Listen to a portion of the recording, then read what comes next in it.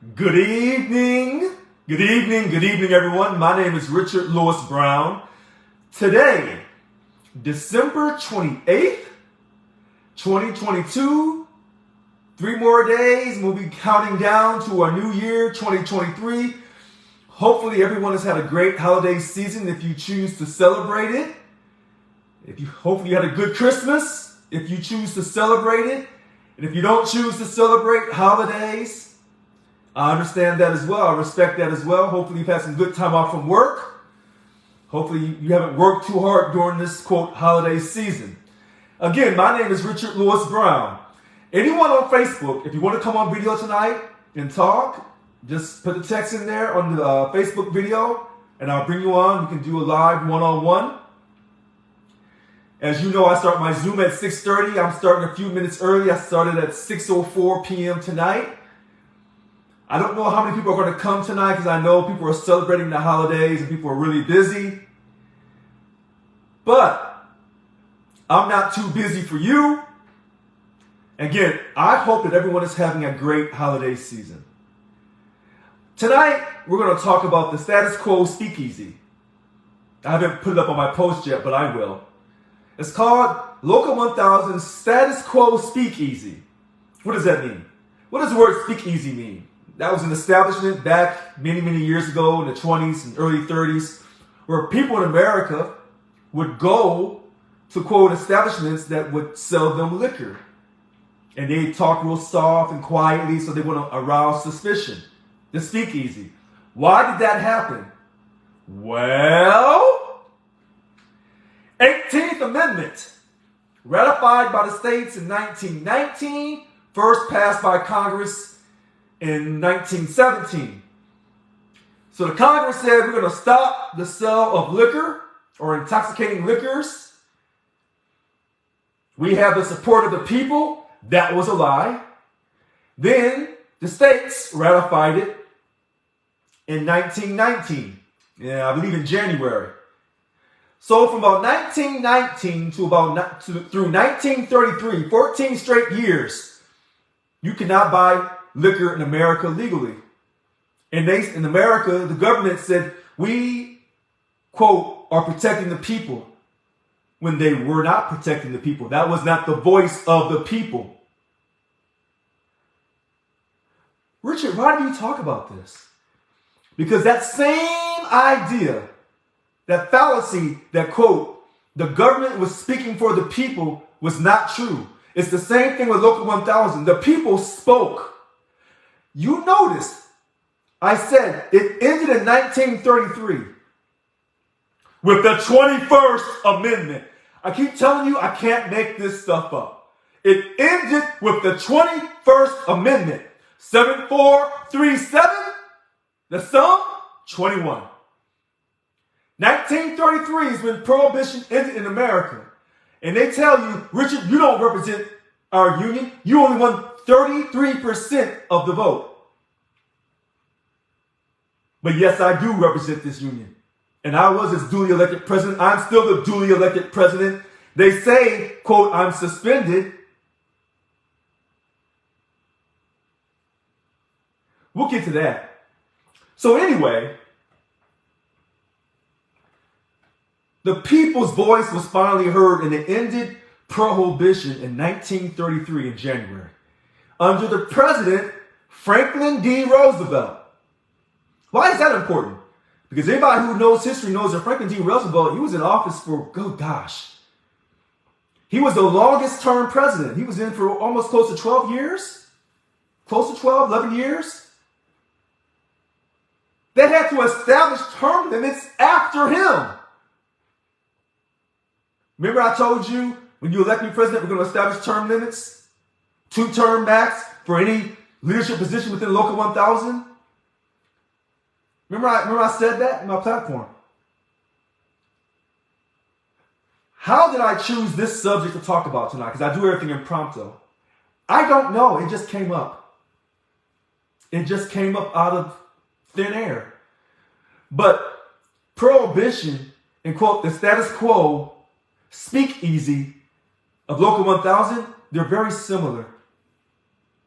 And so when the board has their secret meetings, their board meetings, they're voting to, quote, change the entire policy found bylaws illegally, because they're calling these board meetings when they're improper and they're doing it all in secrecy. It's the same thing with the speakeasy. They talk, and they don't want no one to notice. They don't want anyone to know what they're doing, which is a culture trait, a behavior characteristic of SEIU locals all across America. I haven't given up. Hopefully you haven't given up either. And there's another reason why I'm talking about the Prohibition that started in 1919 for 14 straight years, ended in 1933, I think December 5th, 1933. Another reason why I'm telling you this, when the government said, we're doing this because it's the will of the people, the government was lying. But the people did not quit and say, oh, we're moving to another country. They didn't move anywhere. They stayed right here and they stayed strong.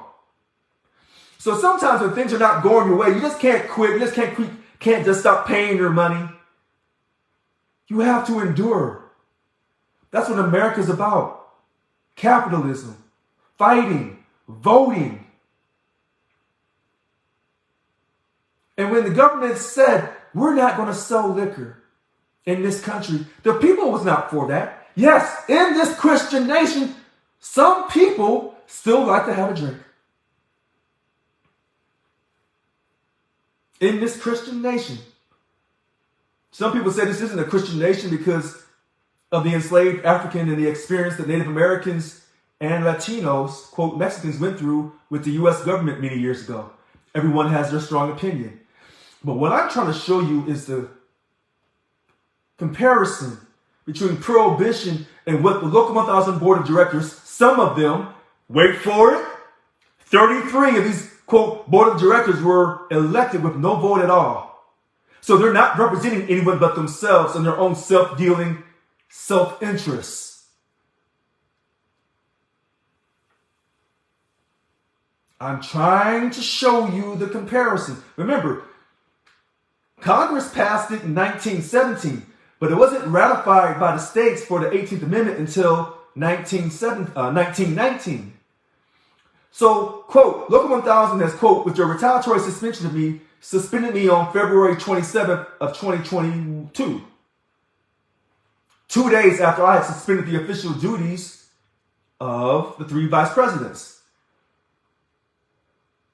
So, even though Congress passed Prohibition in 1917, the states didn't ratify it to 1919. And then it went on for 14 straight years.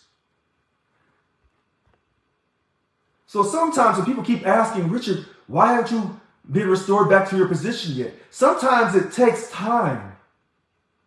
Things don't often happen overnight, particularly when you're fighting, quote, the adversary who was using every trick in the book, the status quo book, to maintain power.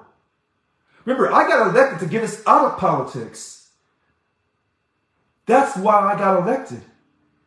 Of all the things I said, outside of the money, it was getting us out of politics, which would have reduced our dues by 50%. And that will still happen. Stay with me. That prohibition ended because the voice of the people was not truly being reflected. And this is what we're going through now with them trying to remove me from office with this, quote, retaliatory suspension. This will end. And the voice of the people will be heard. See, Prohibition was trying to silence the voice of the people. The people fought back. Now, unfortunately, you can't go to another union and have your wages and working conditions bargained for by another union. You can't have that because of the exclusive representative clause that's currently in effect here in the state of California for public sector unions. You can't do that right now. The Supreme Court of America, one day they will strike down the exclusive representative clause. That will go away one day. That's a guarantee. Just like Janice. See, Local 1000 is trying to silence the voice of membership. And when they tell you these lies, these status quo lies that they've told before in the past, that Your money's not used on politics. That's an absolute lie. And when I am put back into my position with my presidential powers that I was elected under, with the bylaws and policy that I ran under. See, when the wrong person won, they said, well, we're going to change everything and take all the powers from the president. You cannot do that. And that's what they thought they did with Prohibition. We'll take alcohol from the people. They were wrong. They had to reverse course. Because the people were unhappy. This is why I always tell people, watch my videos at the beginning, and watch them in the middle, and then watch them at the end. Because I kind of do the different styles in my videos. So some people who are watching right now may not be able to stay on by 6:30. And then some people who come on Zoom at 6:30 will hear me talk about this all over again, and you hear them ask questions and stuff. And then at the end, I'll give you something more to see who really watched to the very end. You realize we're going into 2023. What does that mean, Richard?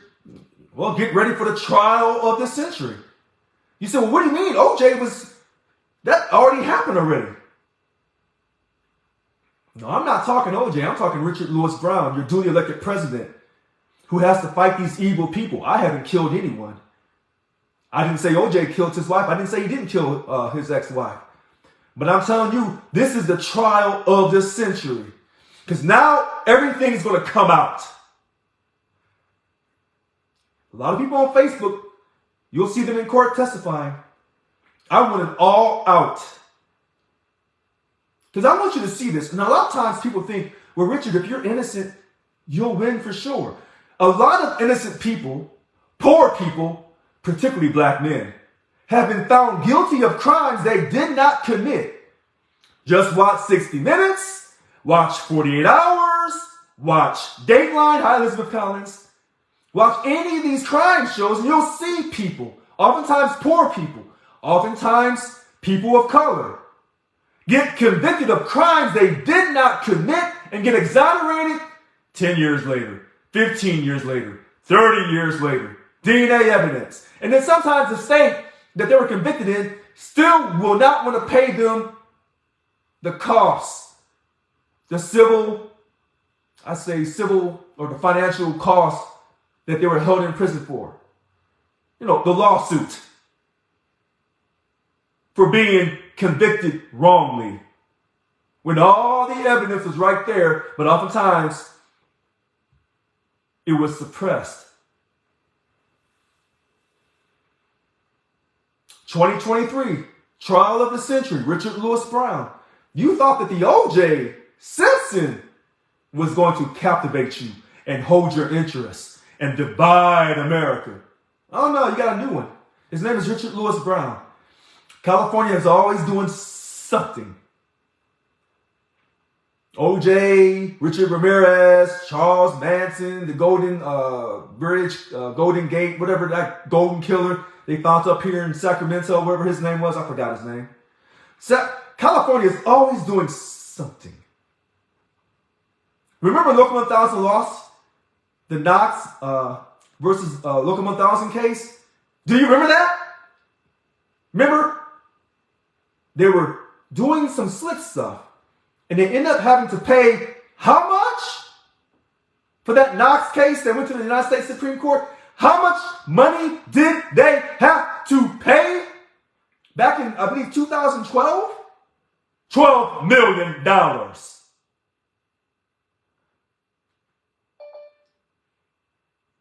million. Maybe someone who comes on Zoom tonight at 6:30, they can refresh me.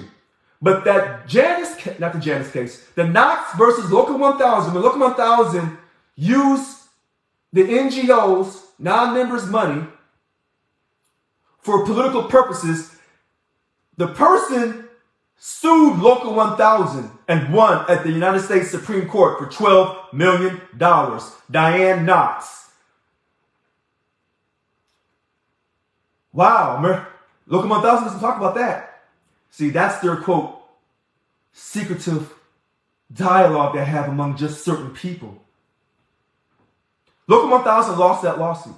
So in 2023, the trial of the century, Richard Lewis Brown, your duly elected president. They say I'm still suspended. Oh, I don't know. Am I? Am I still suspended? So I said tonight it's about Prohibition. From 1919 to 1933, 14 straight years. It was first passed by Congress in 1917. Then the states ratified it in January of 1919. And they said it was the voice of the people, but that was a lie. And I told you, it ended in 1933. Here's your number 33. When they take only one with 33% of the vote, you're really going against 1933 with the people having the ability to buy liquor legally. And remember, 33 of these 51 DLC presidents ran unopposed. They didn't get one single vote. So who are they representing when they go to these secret board meetings? Themselves, with their self-dealing ways. And their desire to, quote, recreate, change the policy file, the bylaws and the policy file, so there's no powers to the president. Then why did you elect the president under the prior bylaws and policy file if you didn't think the way it was set up that the person who was elected was able to get things done? You cannot go now after you elect a president and try to change everything in a substantial form or fashion because you're silencing the voice of the voters. Because the voters didn't know you were going to do that. This won't hold up in court.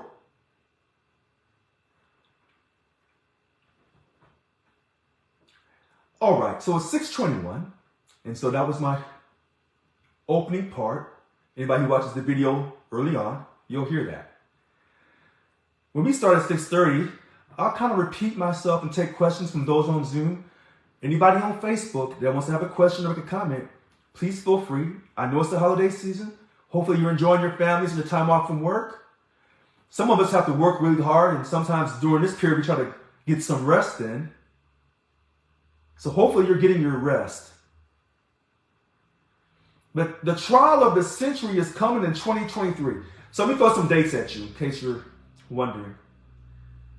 I told you I lost my attorney. I meant that. So now he's trying to, quote, withdraw his services from me legally. So that court date in Sacramento, I believe, is February the 3rd, if my date is right. The lawsuit I have against the 42 defendants in Local 1000, the first scheduled court date is February 15th. Now, the Bill Hall lawsuit that he has against me and Local 1000 and you is February 24th, 2023 in Sacramento. So my February 4th my February 4th where my attorney, my former attorney is, quote, legally trying to withdraw now because he was doing things behind my back that I had no clue on. That's February 4th. No, February 3rd. Ooh, all these dates in my head. February 3rd. Now you can go to the Sacramento Superior Court website and you can look this stuff up. The case number is 2022-8000-3793. That's at the Sacramento Superior Court website. You can do your own reading and make your own determination. My lawsuit first is scheduled for February 15th, and then I got another one scheduled for sometime in May. Way out on May 1st, I believe, in Kern County. Go to the Kern County website, look up Richard Lewis Brown, you'll see it on there.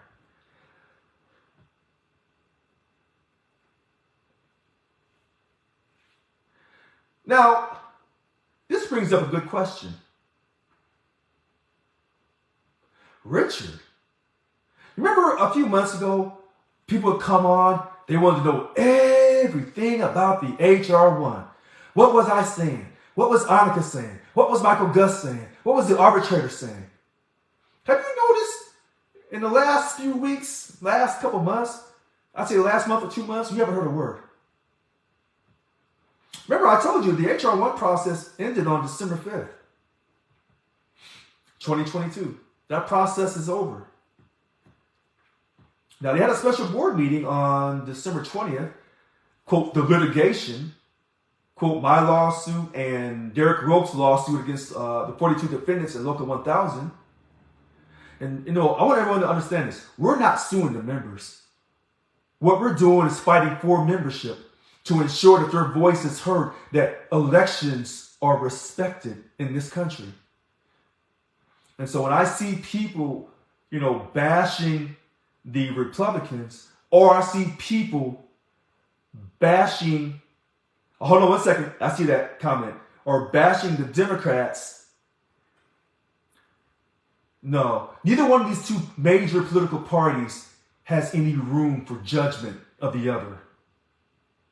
Now, someone just asked me, have we heard anything from the arbitrator? I have not.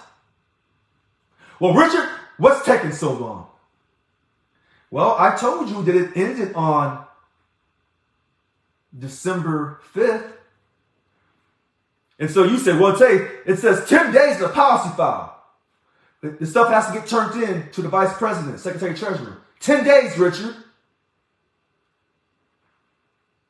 And since you're the charged party, you should have got a copy of it.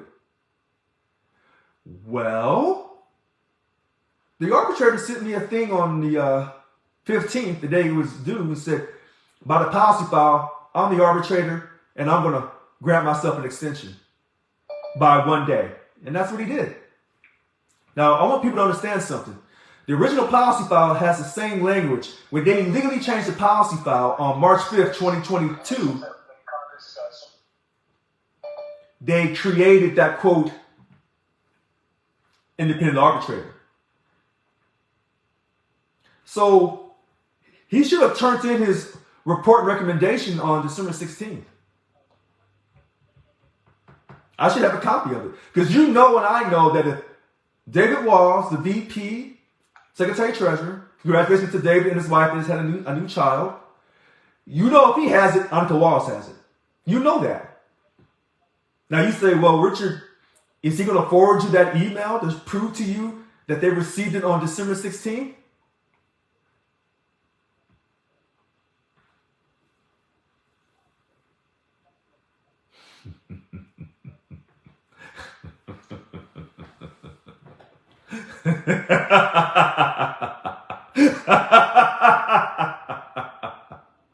You tell me. Don't you? Let me stop. Woo!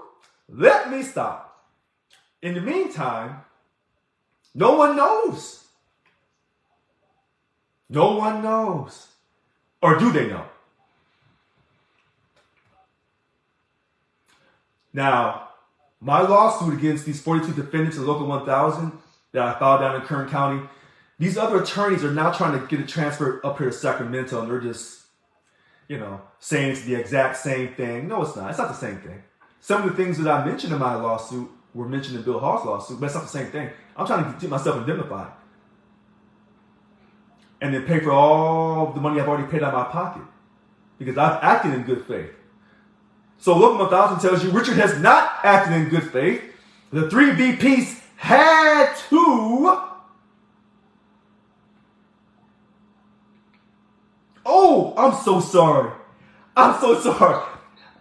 I have been muted on Zoom. I'm so sorry. I got to start all over at 6:30. So I have acted in good faith. But Local 1000 says you haven't, Richard. That's why they had to suspend you. Okay. That's why they had the HR 1 process, Richard. Okay. Well, if it ended on December 5th, and on the 15th of December, the arbitrator sends me an email saying he's giving himself 1 more day for the policy file, and he sends it in on December 16th, then why doesn't Richard Lewis Brown not have a copy of it? Is it racism?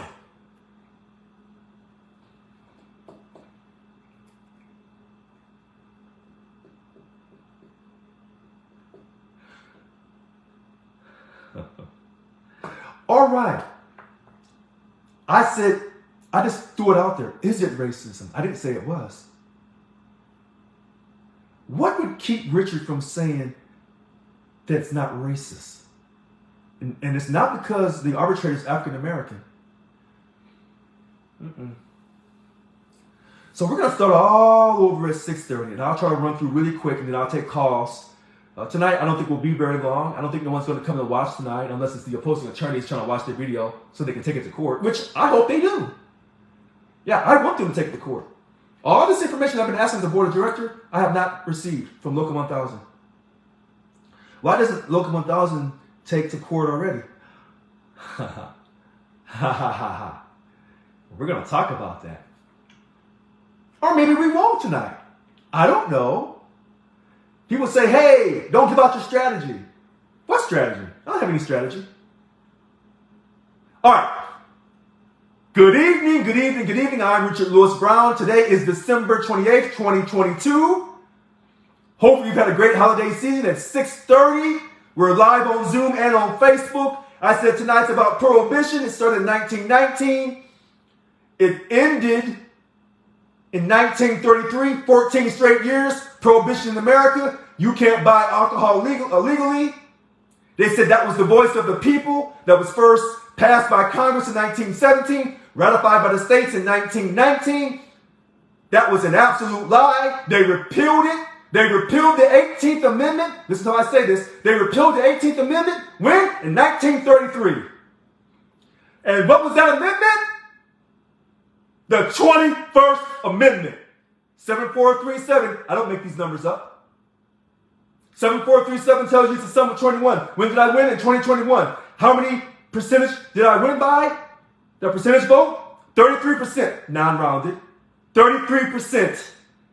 See how these numbers keep reappearing and reappearing? And some people said, Richard, you actually won in 2018, but they didn't want to recognize you for it. They didn't want to recognize you for it. So the 18th Amendment said that we're going to stop the sale of liquor in America. But that wasn't the voice of the people. And they had to get it right 3 days later on the 21st Amendment. Franklin D. Roosevelt. And when he served for so long, that man served for so long that after him they said, we got to establish term limits. And I'm telling you, when I'm looking in 2021, we're going to establish a 2-term limit. And that, quote, speakeasy, the people were buying their illegal alcohol, they did it in real hushed tones. The way the Local 1000 Board of Directors has their, quote, board meetings. Real quiet, they speak real soft. Everything's an executive session. They don't put it up on Facebook for you to look at, to have proof, to record. They don't want you to know what they're doing because they're selling you out. They're silencing the voice of membership. They've already voted at the December 4th board meeting that should the president not be restored, keep it vacant. We won't have a president. That means they've already predetermined to remove me from office.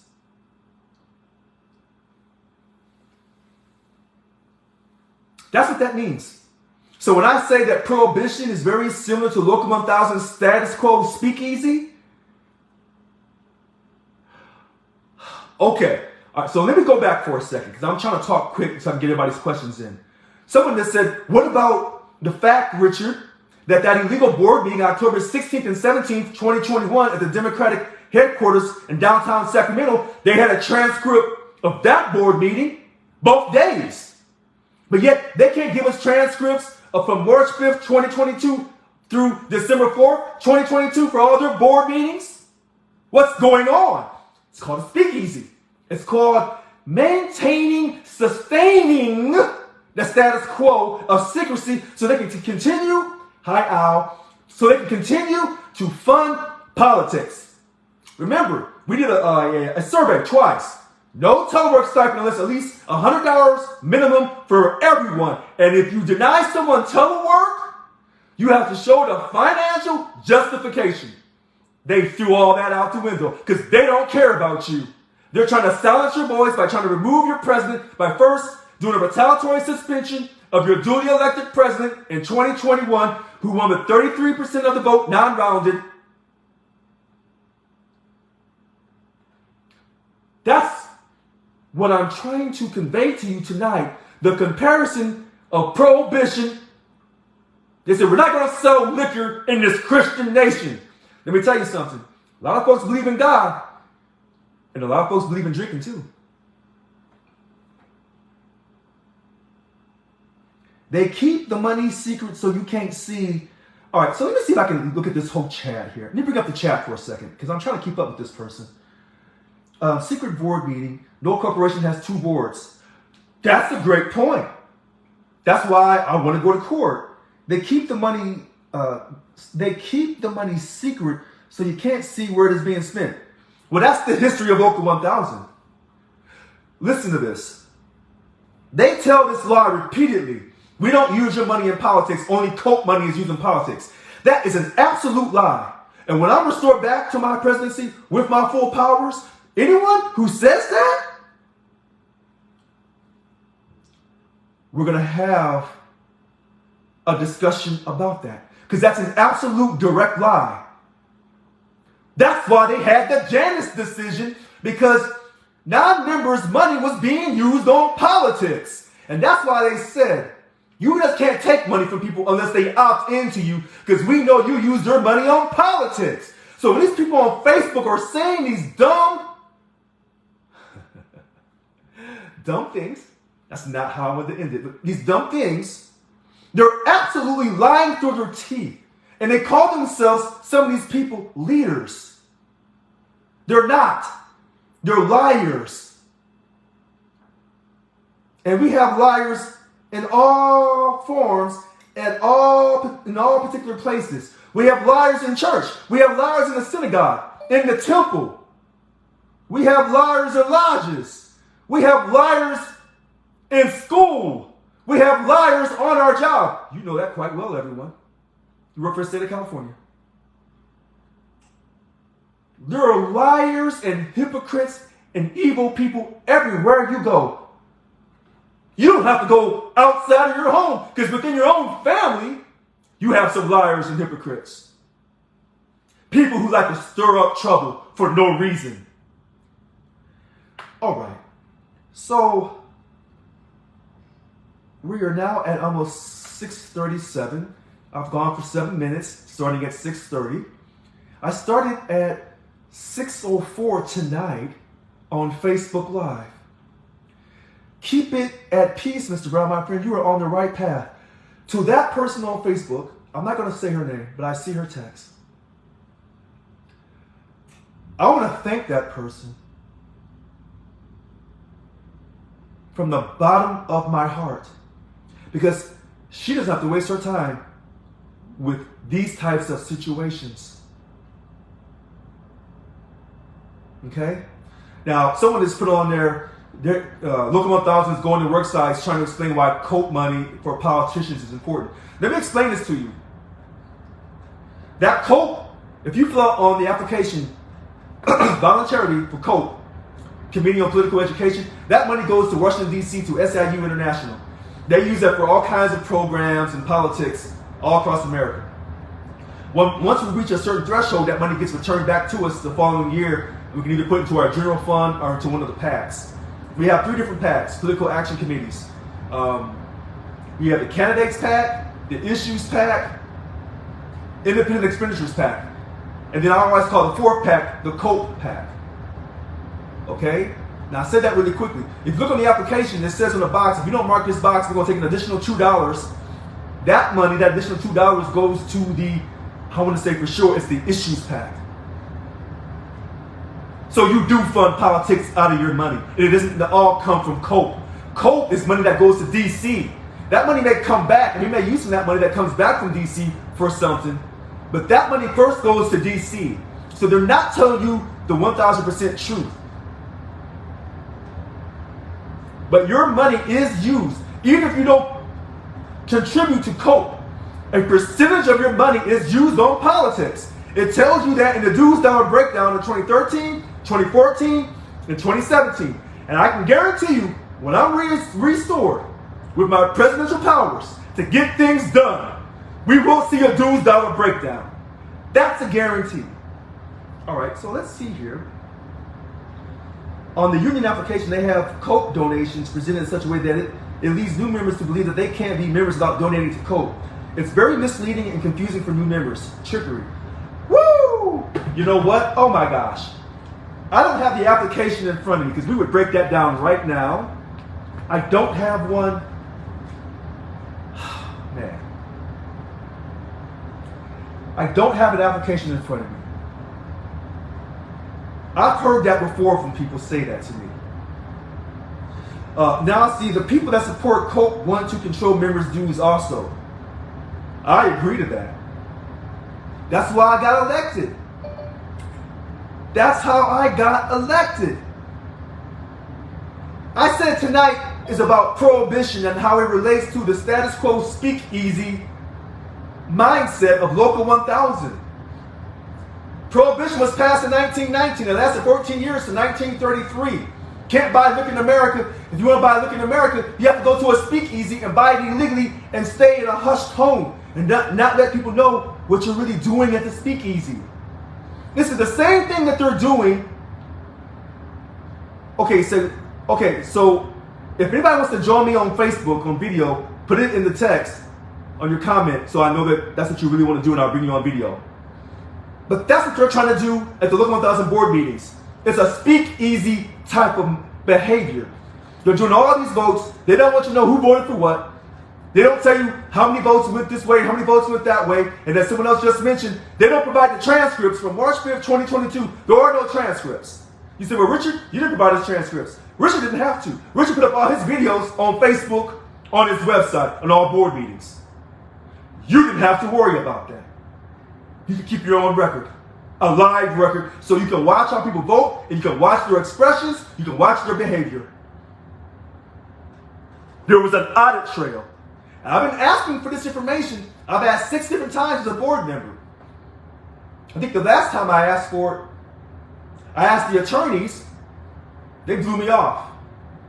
The attorneys that are representing these 42 defendants in Local 1000, when I asked for this information so I can prepare to go to trial on February 24th in Sacramento Superior Court, they blew me off. Keep telling the truth, it will break through the darkness and the lies. Thank you. I will keep doing that, Mr. Woods. And that came from Mr. Woods. Now, I know I'm talking fast, but I'm talking fast for a reason. I keep repeating myself. For a reason. People want to have fun during the holidays, and I want you to have fun. Oh, I see a hand raised. Okay, let's go to Yolanda Williams. Go ahead, Yolanda.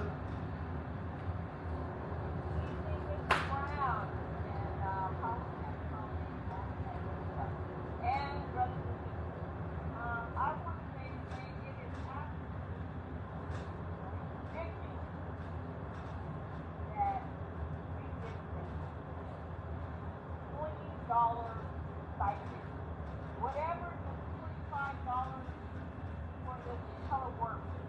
I can't believe after taxes it was $15 and I think all right, so one quick thing. Can you turn your volume up on your computer or phone? Because people can't hear what you just said.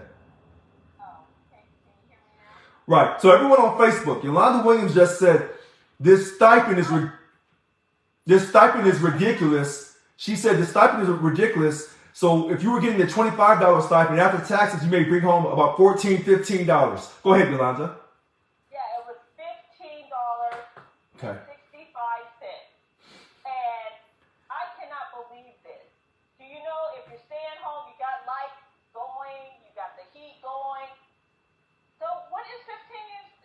We all know that we're not going to get anything with this contract if we don't have Richard Brown at the head of this contract for 2023. You guys, I'm telling you, that is just a slap in our face. And then on top of that, let me go further with this Juneteenth. Oh yeah, the governor said you can get Juneteenth, but it's in lieu of a holiday, one of these holidays. I think we get one holiday every July. Or yeah, your personal holiday. Yes. Your personal holiday. So what is that? That's not right. We should get an additional day. We shouldn't have to use that holiday. You know, people, what is he doing? We need to stand up. This man ain't right. I mean, this is ridiculous. $15.65, really? And you're using electricity, gas and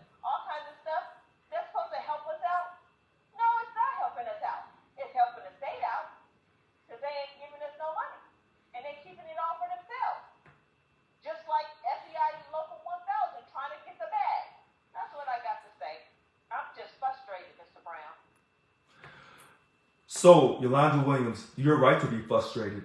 So here's what I'm going to do. Because I didn't really want to talk about the racial aspect of the Juneteenth, but I'll touch on it a little bit because I want to stay on point on the status quo speakeasy. So here's what I'll do. I'll come back to the Juneteenth. So that 50 and 25 that Local 1000 signed off on with the illegal chair position, Bill Hall and Irene Green. Irene Green is like the chief negotiator, even though they voted. Not at the December 4th board meeting, they voted to make her the chief contract negotiator. They cannot do that because the president is your chief negotiator. But they try to take all the powers from the president, but you can't do that because you're substantially changing the structure of the corporation and what the membership voted on. So if you really want to do all those type of changes, maybe you could do that for the next term, for the next person that's coming into office. But the voters voted for the president to have those powers to be the face of the union, to be the chief negotiator of the contract. That's what I got voted in for, to lead the contract so you can get a 21% pay increase, GO pay and COLA, essential worker premium pay,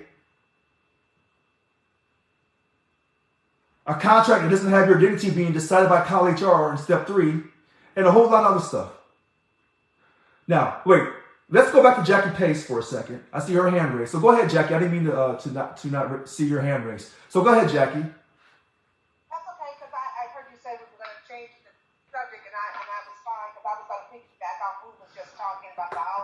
No.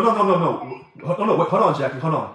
And this is why I really didn't want Yolanda to jump off too quick. Yolanda Williams makes a strong point as a woman of color, an African-American woman, about Juneteenth. If you feel the same way, then you don't jump off, you piggyback and you just zero down and put your foot down. Because when I was putting my foot down a few months ago about Juneteenth, people thought I was this mad black man walking around here. But when black women say, then that's how it's going to be in the black community. When a black woman says she's had enough, then that's how it usually, turns out. So go ahead, Jackie. Okay, well, let me say this, and I'm not trying to piss anybody off, but I was trying to find that piece of paper that had the actual wording of it. Okay. I'm going to find it right this minute. So okay. I want to talk to you about the holiday. So, and I only heard half of what you said, Yolanda, so forgive me, okay? Because I got on a little late. But there's another holiday on there, and it says something, and we assumed it was for the Holocaust. But we looked it up, and it was not for the Holocaust. Listen, the Holocaust didn't happen here. I know the people live here. Juneteenth, that happened here in the United States. And if anybody wants to put the exact wording in here, in there about the other holiday that I'm talking about, that you can pick, and they put that in there and put it in the same framework as June 19th, is not fair, it's not reasonable. That is, again, a slap in the face. You were putting something that didn't happen here in this country as an option for a holiday. Wait a minute. Okay. Oh, hold on 1 second. Mm-hmm. So, let me say... No. Right. So here, let me say this right now.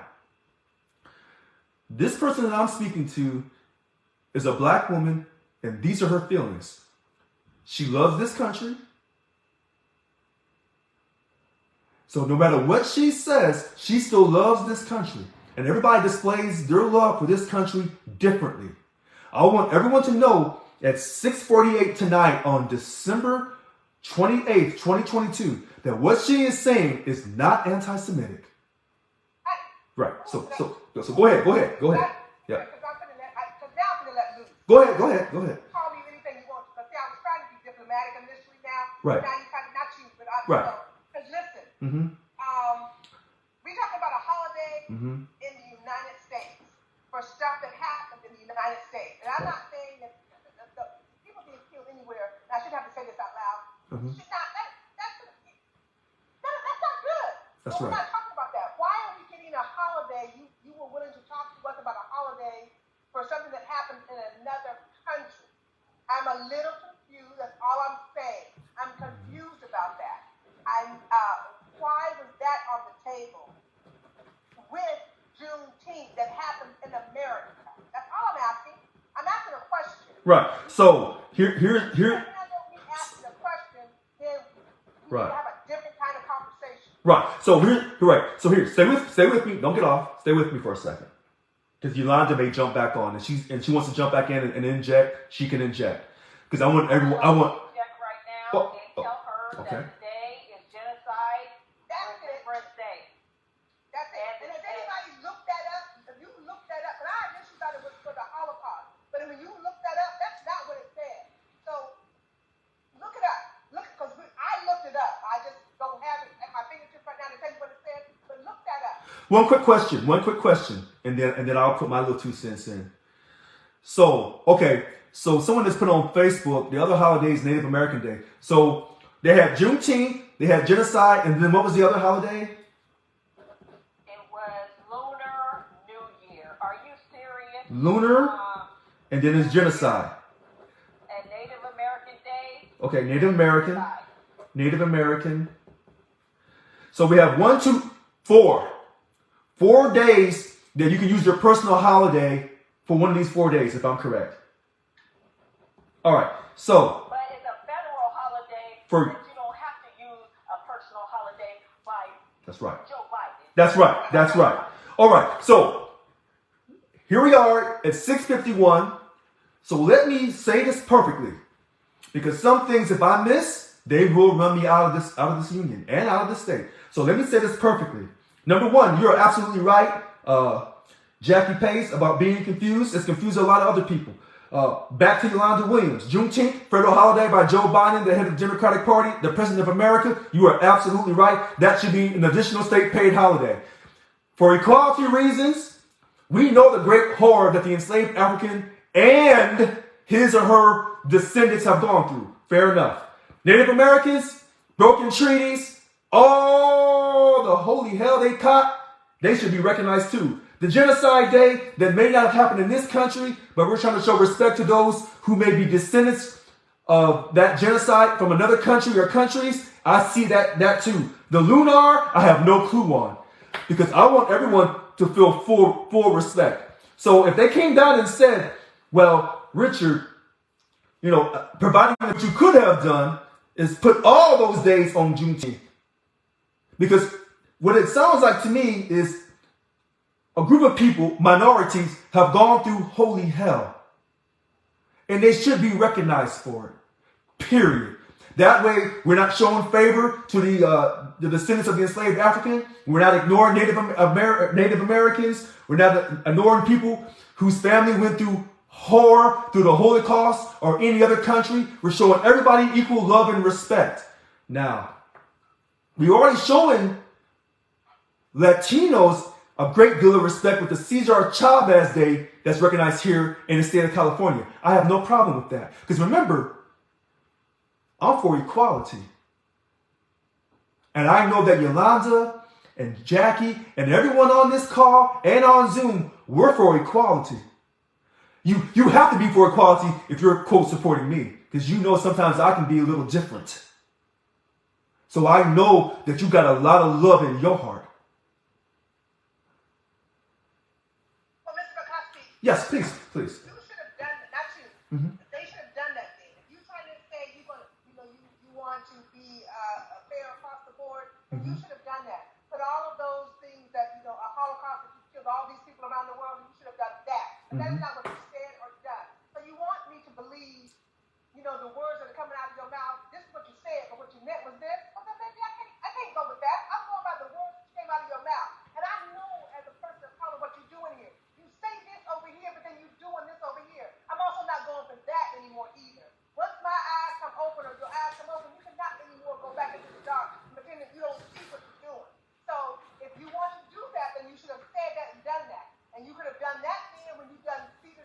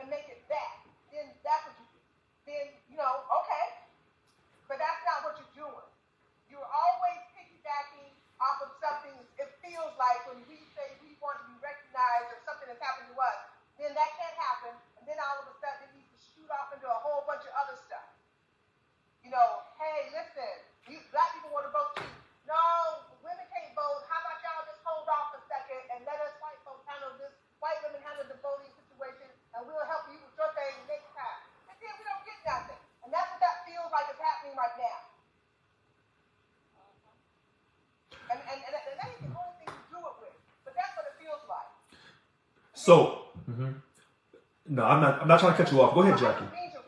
No. Listen. Here's the thing.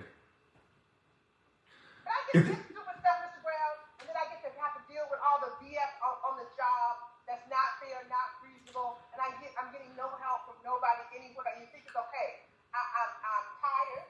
I'm a person of color, and I'm getting older, and so I'm no longer putting up with the BS. If you're gonna say BS and do BS in front of me, I'm gonna put my hand out and say stop, and that's BS what you're saying and doing. And then you mad because I'm calling you out on it. Just stop doing it in front of me.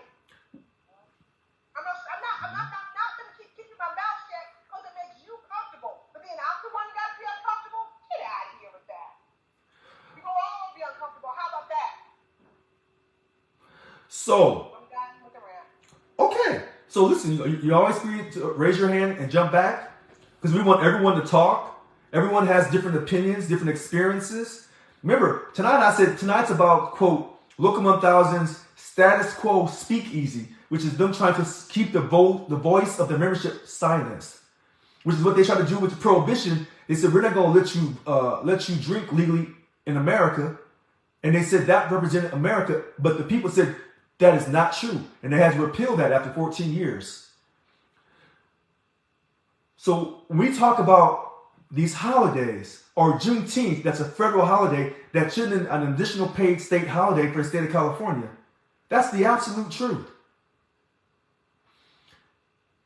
Now, we don't want to ignore the pain and suffering that other people have gone through. And I know a lot of people may be shocked to hear me say this, but it's true. Now, personally, me being African American, I believe that the slavery that was done in the Americas was a very unique type of slavery. Very unique. And the pain and the suffering they have caused is unlike any other pain that any slave has suffered throughout the whole world as a slave or as an indentured servant. That's my personal belief. Do I have the facts to back it? I think I do. But this is about Local 1000. We should have had that state paid holiday. You know, if I was at that building with my full powers, you know how that would have gone down with me. You know that. Because by having Juneteenth as an additional paid holiday, there was an opportunity to really bring people together to talk about why is this so important? And I'm not talking about that 1619 thing they're teaching the kids in schools where, quote, all the white people should have, quote, white guilt or all that. Oh, no, miss me for all that. I'm not saying that. But this was an opportunity. But because of the status quo, the speakeasy behavior that this union has conducted itself in from the time it got started many years ago, back in 1984, when they affiliated on February 2nd with SIU International, this is the type of behavior you have received. And this is why I talk about prohibition. They said, we don't want to sell alcohol in America. That's the voice of the people. And that was not the voice of the people. So when they tell people in the union, we're trying to remove Richard because that's the voice of the people, that's an absolute lie. So whether we're talking about Juneteenth being an additional paid holiday, and people are saying, well, Richard, you're just being biased towards your own black boys and girls. Well, was I being biased to the white boys and girls, 99th percentile, up there in Madison County, fighting for their jobs? No, that was the right thing to do. Was I being biased when those ladies were running for the CalPERS vacant positions? And I did not say Local 1000 was endorsing them. I wanted them to have a platform to tell people in Local 1000, this is who I am. This is how I feel about your retirement. Could you please consider me? Was I being biased towards those two women? See, this is why when I talk to people, I love when people come on. And I love when people challenge me. And not just on this Zoom. Because some people here on this Zoom call me, they know who they are, call me, we get into it bad. This person knows who this person is. But at the end of the day, I know this person's heart is in the right place. My heart is in the right place. I know Yolanda Williams and Jackie and everyone on this Zoom and on Facebook who follow me, your heart is in the right place. Therefore, I know that you come to me in good faith in your talks and your dealings with me. But there are certain Local 1000 board of directors who are self-dealing. They're not coming in good faith. They're trying to silence the voice of membership. The same way when they passed Prohibition years ago, they were trying to silence the voice of Americans who in the majority said that either they wanted to have a drink or that others who want to have a drink should have that right to have a drink, because we can't enforce our religious values upon other people in this country. I'm so sorry. All right. Go ahead, Jackie. I see your hand. Go ahead. Thank you for that. So let me say this. So Okay. about one of the things I do like about you is that you work hard to be fair across the board, even-handed, is what I'm going to say. Thank you. And I like that about you. And if the union is being fair, if we're going to be honest, then and they say the people wanted you to be removed from the office, then that was an easy thing to do. You should have had a recount or a revote. A recall. So you know what? A recall. Again, Yeah. because that's what you say the membership wants. Okay, then that could have been easily, quickly resolved. But you didn't do that. And the reason you didn't do that, in my opinion, is because that is not what the people were asking for. That is what SEIU was asking for. And listen, we have to all maybe understand the fact that SEIU and the membership, their ideas, desires, and wants are in direct conflict with each other. SEIU is to continue to be in existence. It's an entity unto itself that needs to continue to sustain itself, even at the undoing of you, the membership. It's an entity that needs to live, eat, and breathe, even if it has to eat some of us. And it's in direct conflict with each other. And maybe if more of us understood that or think about it like that, then we can understand what's happening in front of us and why they're doing what they're doing. They're just trying to continue to live and eat and continue to get all that money. They're I don't know what their mission statement says, but it's not to look out for its membership. And if it says that's what it's supposed to do, it's not been doing. And that's it, Mr. Brown. So, what Jackie just said, SEIU is in conflict with what the members want. Perfectly stated. And it's been in conflict from the very beginning. From the very beginning. This is all about money. Now, some people say that Prohibition ended because there was more money to be made legally than illegal money. I don't know. But the point was, the government passed something that the people didn't want. And then after 14 years, they, on the 21st Amendment, got it corrected. Which is ironic because I won in the year 21. The people got it right. And now, quote, the government, local 1000 board of directors, some of them, about 33 of them, I'd say 33 to 40 something, they're trying to remove me out of office. Because they support the state of California. And why? Because international tells them to do that. Because they tell you that the state is your boss. That's their mindset. That's their psychology of a child. That's a childlike condition. Because you can't have a labor union when you're saying that the state's your boss. You must be stupid. That's not how unions work. Not real unions. This is a social justice organization that parades itself as a labor union, but it's an absolute lie.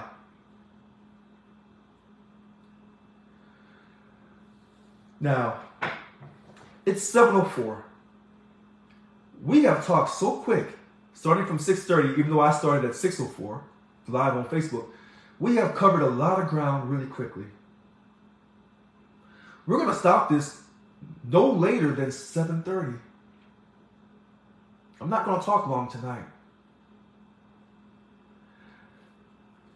That holiday, Juneteenth, and then they added those 3 other days for a total of 4 days. I keep telling everyone that my numbers, 7437, those numbers are righteous numbers.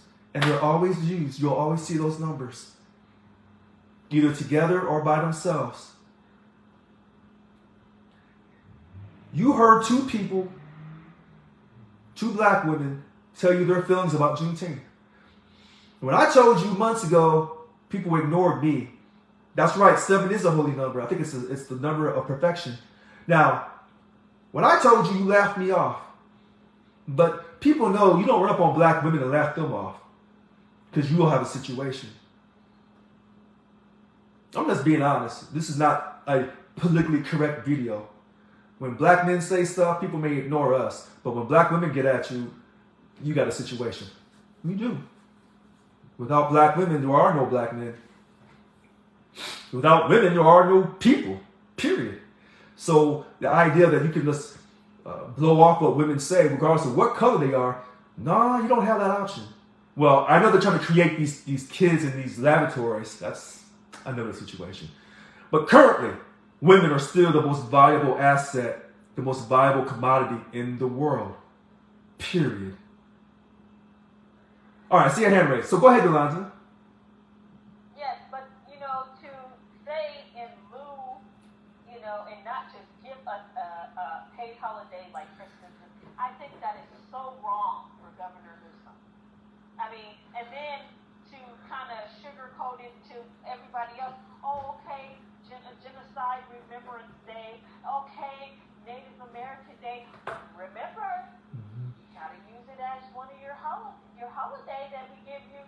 No, give it to us a federal holiday like it's supposed to be. If you're going to give Genocide Remembrance Day, give it to us.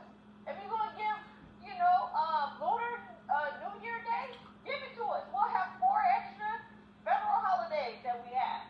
No, but he didn't want to do that. He tried to be slick with it and appease everybody and say, well, just take your holiday. Just take your personal holiday for that if you want to. Because I'm not going to respect the fact that the president said that Juneteenth is a federal holiday. I'm not going to respect that.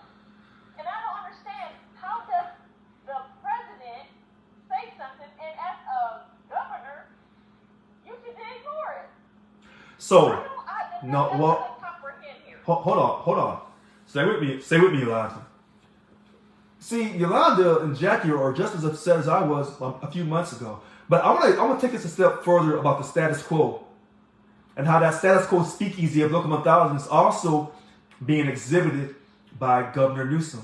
This man beat his recall, so he has his chest poked out with $1 million of our money that went through state council, SIU state council, to help him beat his recall. So he beats his recall, no problem.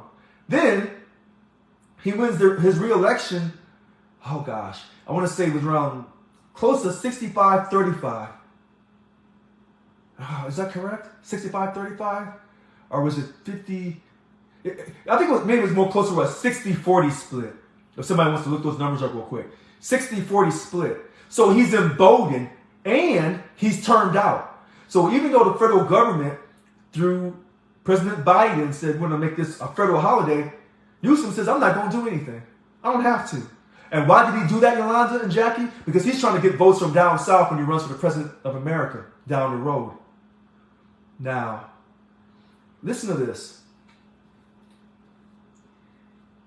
What happens, Yolanda and Jackie, and everyone on Zoom and on Facebook? What happens if I win my HR 1? What happens if the courts claim that I'm the victor and I'm put back in my position with my full powers? What happens then? You ever thought about that?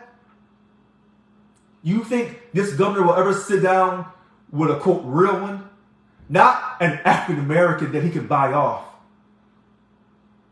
but a real black man from the black community that's able to, quote, embrace his blackness, embrace the fact that he's a descendant of the enslaved African, but yet still show equal respect and love to those outside the black community and bring us all together. How's that for unity? You've never seen one like that before. Well, yes, you have. Dr. King, and he was removed. He was removed from the picture, unfortunately. And there have been a few other black men, too, who have been removed from the picture. Medgar Evers and a few others. What he did, Gavin Newsom, was arrogant. It was arrogant. And that was his white privilege.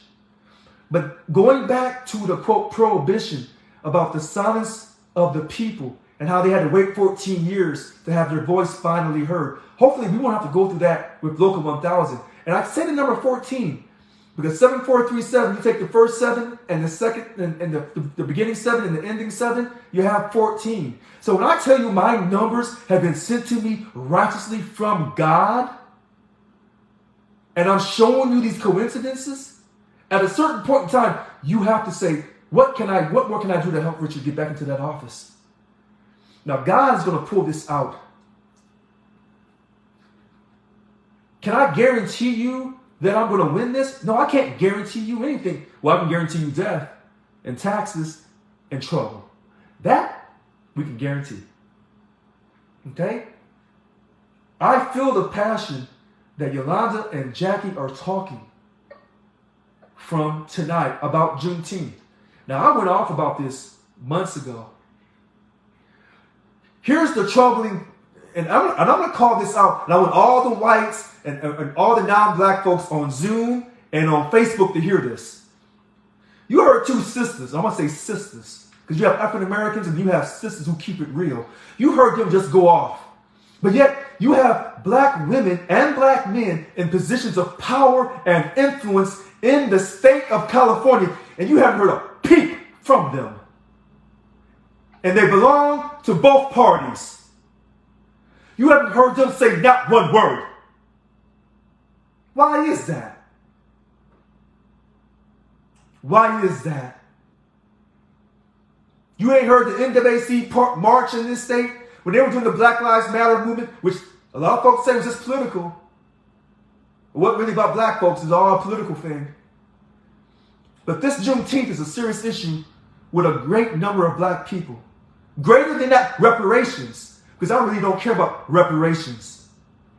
I want all the schools to be funded equally, regardless of who goes to that school, regardless of the tax base in that area. Because we often know that sometimes people of color are marginalized and put in certain neighborhoods, and they're not, quote, really able to get out of that. But that Juneteenth is a serious issue. But it's a reflection of his arrogance. But Newsom's arrogance is also a reflection of Local 1000's arrogance and their ability to, quote, keep you silenced, keep you as a slave, serving, entertaining in unity. Slaves entertaining in unity for SIU International in D.C. so they can continue to support Gavin. And they work together on this. If we had a real union, the minute they said we're going to try to suspend Richard, we would have thousands of people show up at that building and say, you're not taking that man out of office. Not for one single day. But that didn't happen. So when the people stayed silent, and when the people said, we'll stop giving our money to Local 1000, that is exactly what they wanted you to do. Because you don't have to pay your dues to Local 1000. They'll get their money from you one way or another. That's a fact. But people are too short-sighted to see this. If I didn't care, I wouldn't be taking my time during the holidays to keep doing these videos with you. You ain't seen a video from that DLC 744 President Bill Hall. It's going to be over 270 some days. He doesn't care about you. He never did. Remember, he said, I want to quote, run for chair, and the chair will be responsible to the board, and the chair, I'm not looking for union leave. Look at the current policy file that they changed. The board chair has full-time union leave. This man has lied to you. But when I told you he called me a nigger, people said I was lying. Because I can't show you the factual evidence, but when I show you the factual evidence of someone telling me to suck a dick and eat a dick, that's still not enough for you. When they call me a motherfucker on video, that's not enough. When they call me a dick on video, that's not enough. But some people say, well, Richard, don't make it about racial. I'm not trying to make this racial. I'm giving you everything. Everything. Because when you look at this country, it's about money, religion, and race. And they're all together. It's all wrapped into one. You can't ignore one without seeing the other. That's a fact. And I know people who are outside the black community don't want to hear that. I get it. I understand you. So you want your money. You ever thought, I'm just going to say this to white people, you ever thought the reason why your union sucks so bad and why you can't get a substantial pay increase because you're mixed in with a lot of black folks, because the state of California doesn't give a damn about minorities, and you're mixed in with them, you're not ever going to have anything because you're mixed in with the minorities? Have you ever thought like that? Maybe you should. Maybe that would help you understand why you can't get a great contract. Maybe you should think differently. I challenge you to this. Remember I told you, when Bill Hall called me a nigger, he's calling all of you niggers too? And now all y'all just sit back and just nod your head. So I guess you like being called a nigger. I guess you like being told to suck a dick and eat a dick. No one raised holy hell. I didn't see people protesting at that building. When they did have the protest on March 5th, the improvised, unplanned, uncoordinated protest that I got called into, I didn't see thousands of people come down there and say yes. I saw people who were afraid to come down there. I saw folks who were afraid to speak their mind. And as long as you stay afraid in this country, you'll never have anything. And I mean that. This country was not established off of people being afraid. So and this is not for black folks. Nah. This is for white people. This is still a, quote, white country. And I don't care if they do lose their majority in population in the 2030s or 2040s or 2050s. This will always be a white country. I'm not mad at white people. They came over here. They fought the Indians, took it from them. Enslaved Africans. I don't really like that part. And did every trick in the book to keep this country going. If they have to lie and connive, then that's what they do. Okay, fair enough. Fair enough.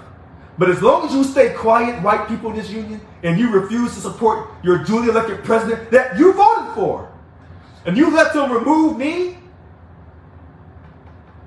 you let that happen, you'll lose more money, I guarantee you. 2 days, 3 days, 1 day is going to come in this state where you'll lose a whole week of pay for a period of time. Because you didn't stand up years ago and get the state of California under control. You refuse to support your union. You let your union remove your duly elected president. This is disgusting. And I'm really embarrassed. Not for myself. I'm not embarrassed by black people. I know some good black folks. I know some bad black folks. What I'm embarrassed by is the fact that I know that the white people in this union know better than this. I ain't calling out Asians. I'm not calling out Latinos. Nope. I'm calling out the white people in this union. I'm calling out the people who put me in this position. Yeah, I said it. I didn't pull a lot of black votes. No, I didn't. I know where my votes came from. Because I'm too black, I'm too real for a lot of these so-called black folks in this union who claim that they're for Black Lives Matter and they claim they're proud to be black. Let me tell you something. A lot of these so-called black folks claiming to do this and claiming to do that, they ain't going to do a damn thing. All they're going to do is sit on their ass and complain about white people. That's all they're going to do is complain with their lips poked out, with their pants sagging. Oh, you didn't know I could talk like that about my own people? No, I'm going to call it the way I see it. So you thought I just called out racist white people. No, I'm going to call you out regardless of who you are. Remember, this is supposed to be a union. We're supposed to all be in this together. That's what we claim. I'm doing my part. Or you doing your part. Now, someone said, don't say white people, say members. We are members of the labor. No, I'm going to say white people. I'm going to say white people because white people put me in this position. Don't tell me what to say. I'm going to say white people. Just like when I said that, quote, I didn't support Black Lives Matter by the union. Remember I said that in July of 2020? People told me I shouldn't say that. I said it and I got elected. Okay? So when I say white people, I mean white people. When I talk about black folks, I talk about black folks. That may make you, as Yolanda or Jackie said, that may make you feel uncomfortable. Well, good. Because that's what a labor leader does. He or she makes you feel uncomfortable, particularly the state of California. So the things that Jackie and Yolanda said tonight made a lot of white people feel uncomfortable. Good for Yolanda and Jackie. See, some people, when they get into positions of power and influence, you don't know who they are anymore. They told you one thing trying to get to that position of power. Then once they got there, now you can't reach out to them no more. They stop returning your phone calls. They don't talk the same. They don't walk the same. You've heard all the rappers talk about it. I didn't change up. I stayed who I was. I stayed consistent.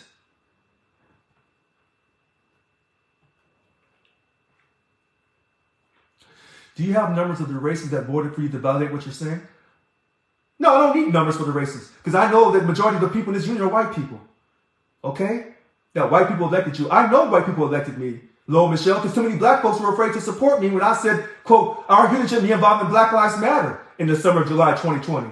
Lo Michelle. That's the truth. That's the truth. So I know what I'm talking about. Maybe you should look for the numbers. I don't have to. I know exactly what I'm talking about. Now, tonight is about Local 1000's Status Quo Speakeasy. But, like I always tell people, you know, I have kind of like a little idea of what I want to talk about. But sometimes the people will take me off to something else that they want to talk about, that they feel passionate about. And I'm going to give people their respect. And when they say, hey, let's talk about this, I'll talk about it. And this wasn't scripted. I didn't tell Jackie or Yolanda to call in tonight and talk about that Juneteenth. No, I didn't. They called on their own. So, Lo Michelle and anyone else on Facebook, I know what I'm talking about. I know exactly what I'm talking about. Now, maybe your comment is not meant to come across like that. But I know who voted for me. I'd be curious to see the numbers if anyone had access to that. Because I can guarantee it's not just white people that elected you. Hold on, Lo Michelle. I didn't say it was just white people who voted for me. But I said a lot of minorities did not vote for me. And I said the reason why I got elected because a lot of white people did vote for me. If I didn't say that clearly enough, then I apologize, Lo Michelle. But the truth is, not enough black people could get me elected. I already knew that. And the way I talk, and the way I'm so direct, and the way I'm so passionate about being black and being American, a lot of black folks can't handle that, Lo Michelle. But ironically, a significant number of white people in this union could. You know why? And I'm going to tell you why, Lo Michelle. Because I told white people in this union to be proud to be white and be from Europe. I didn't tell them to be ashamed. I said, I don't like the racism and the prejudice. You can miss me for all that. But I said, you should be proud to be white. Okay, so if that's what you're saying, then everyone needs to stand okay. So she says, so if that's what you're saying, then everyone needs to stand the F up, not just one group of people. You're right. But check this out, Lo Michelle. Here's where it gets deep. And I'm glad that she said this. Here's where it gets deep.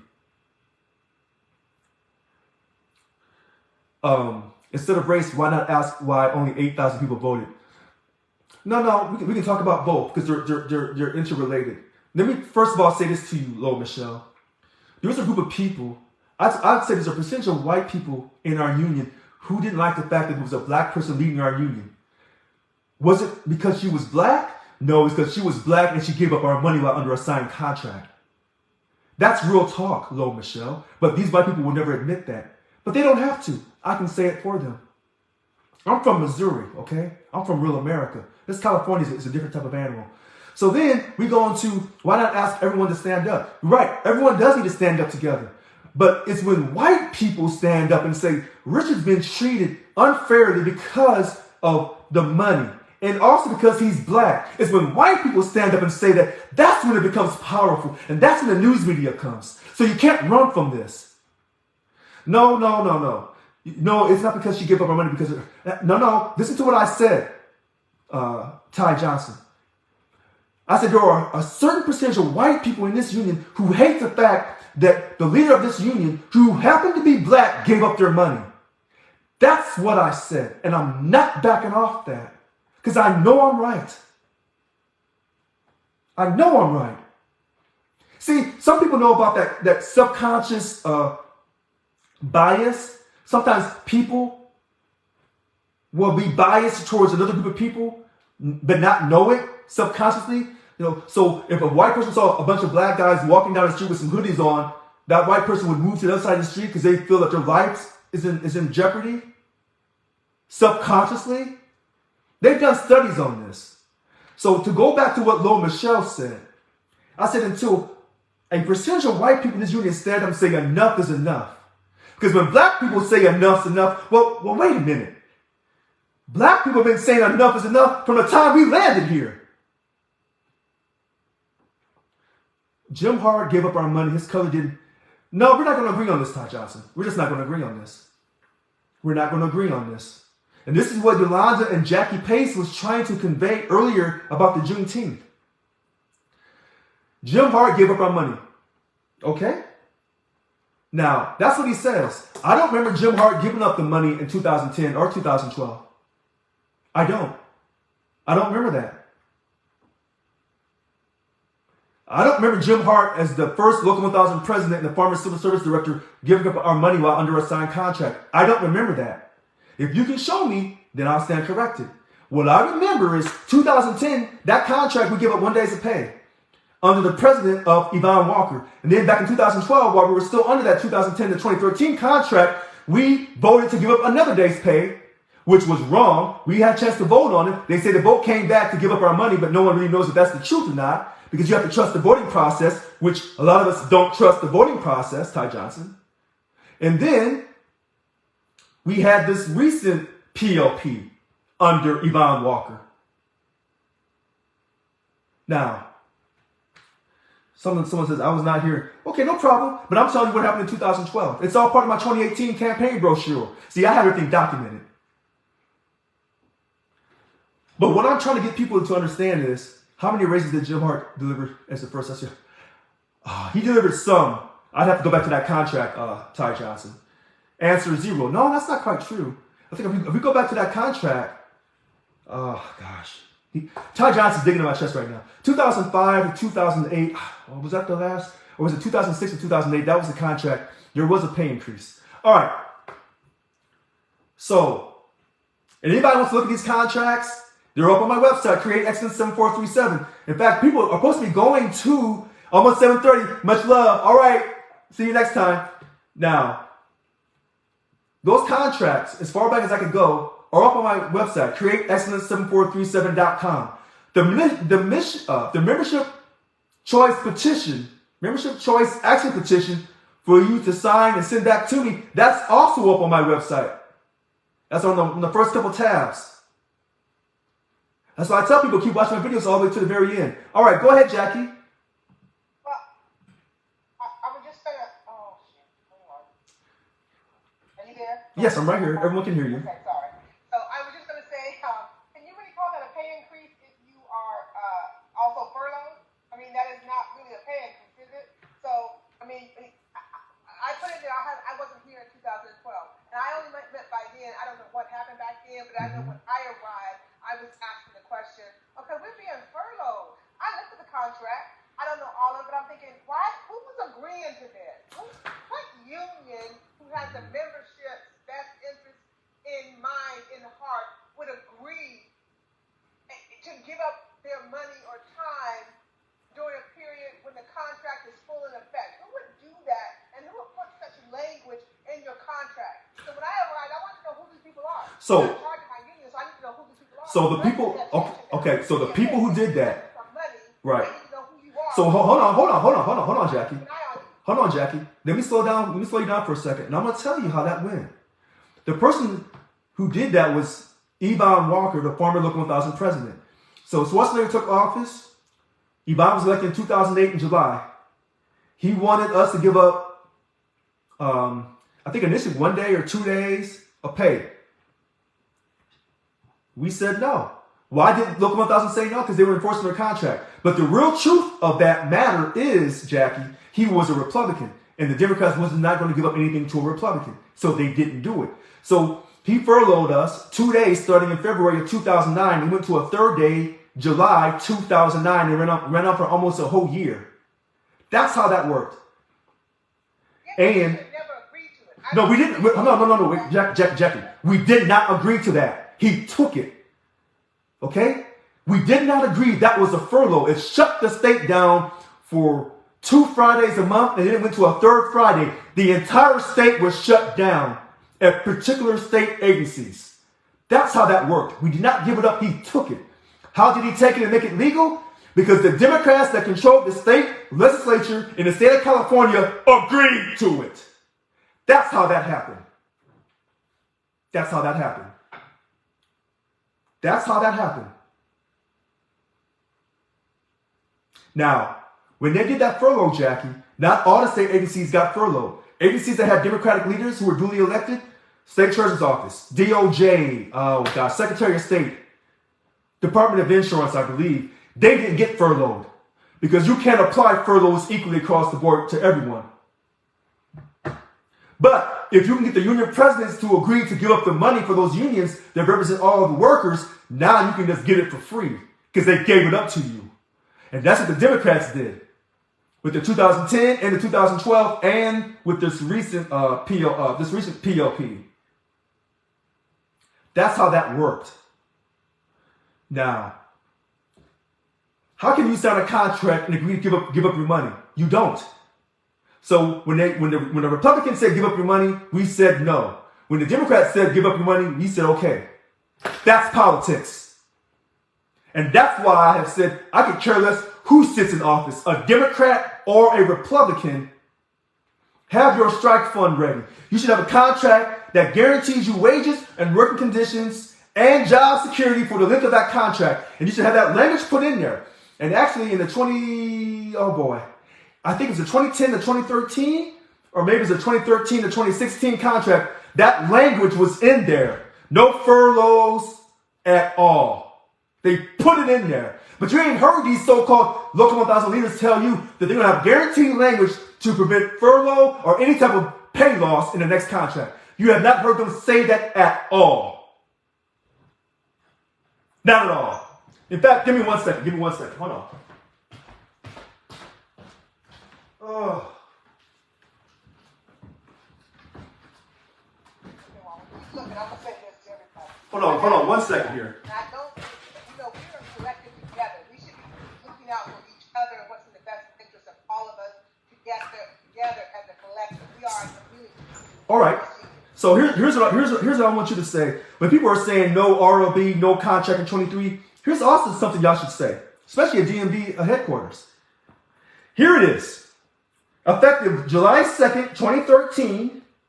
Make sure I'm not saying something crazy. July 2nd, 2013 through July 1st, 2016. On the cover, inside cover, that's why when they're passing these contracts, so show me the whole thing. Don't just show me what you want me to see. It says here, the agreement was reached among the key provisions. Across the board pay increase for all employees. Second one, listen to this. No new furlough or PLP days during the term of the contract. That statement should be in every contract. Period. Okay? Every contract. That should be in there. Along with job security. Period. I'll read it again. No new furlough or PLP days during the term of this contract. Ask these so-called Local 1000 leaders, will that statement be in the next contract? Because if it's not, I'm voting no.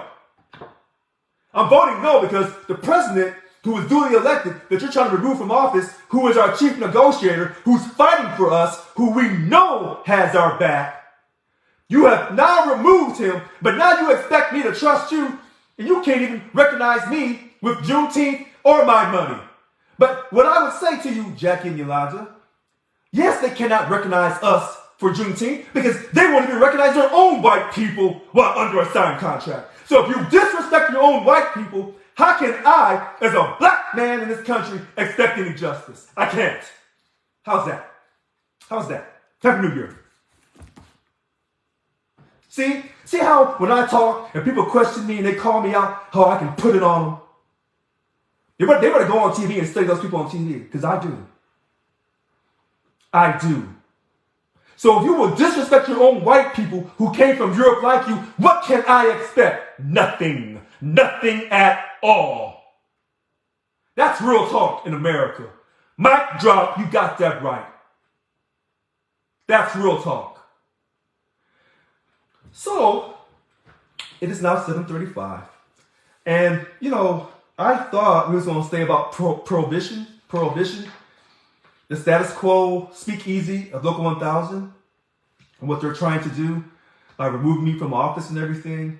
I didn't know that Jackie and Yolanda Williams would be so full of energy tonight about that Juneteenth. Because I went off about Juneteenth months ago. People said I was off basis. I'm not off basis. I know I'm not. I know I'm not off basis.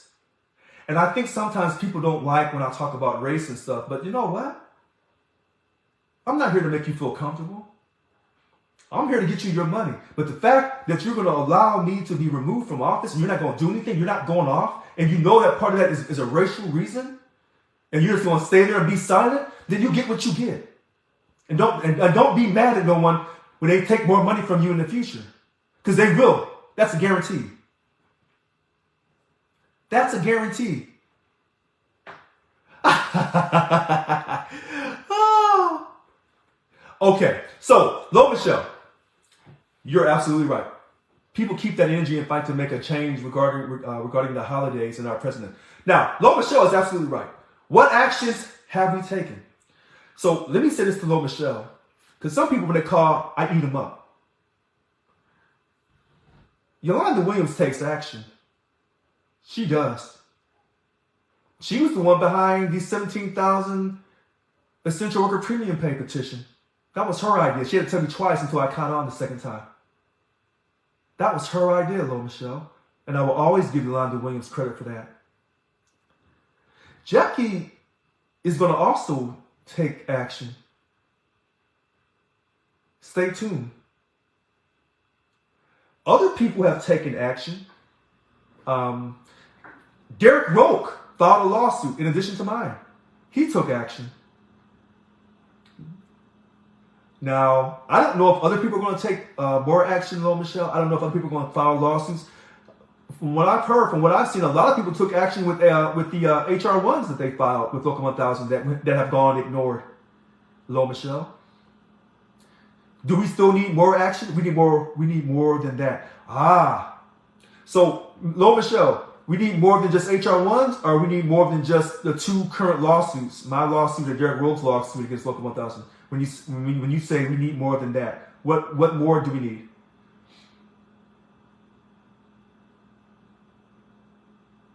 Because we have two lawsuits. I've seen people file a ton of HR1s. At least that's what I've heard. So what more action do we need, Lo Michelle? Because maybe you can help us do this.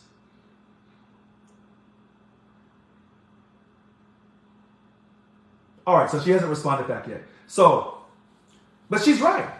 We need more people to take action. Everything. We need more action. Just like you said with marching up and down regarding black.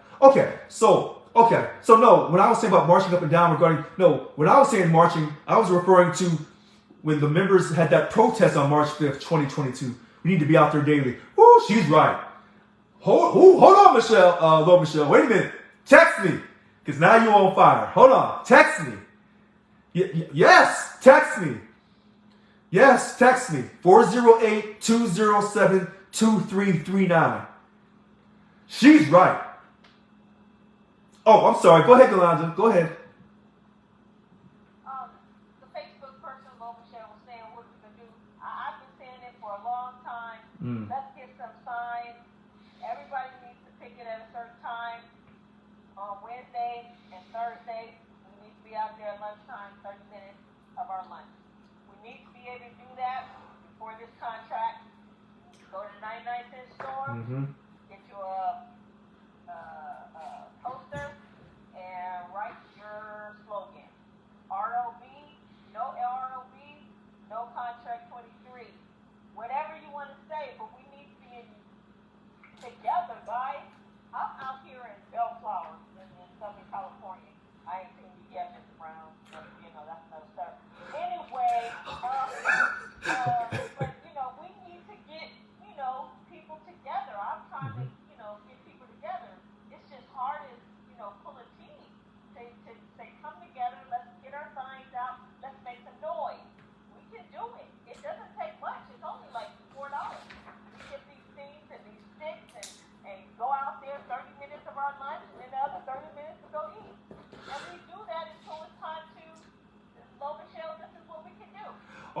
Wait, stay with me, Yolanda, for a second. So Lo Michelle says, no RLB, no contract in 2023. I like that. So you know what? She likes it. You like it. I've heard Darren say he likes it. So I guess that's how it's going to be. So hold on. Let me see. No, I got to memorize. I have to memorize this. So hold on, wait a minute. No RLB, no contract. Who said it first? That's what I said. Okay. So, all right. So, here.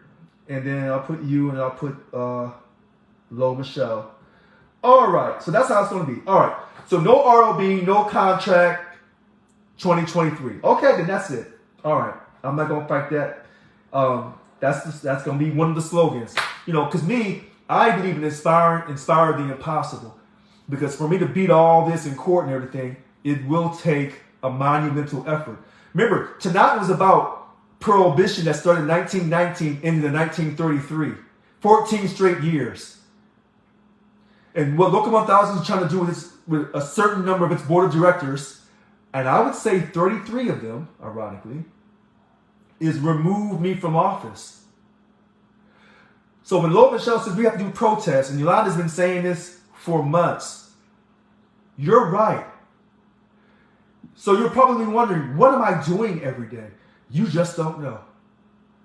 Remember, there's a lawsuit that I have. So now these opposing attorneys are fighting me. Okay? And then I have a PERD complaint.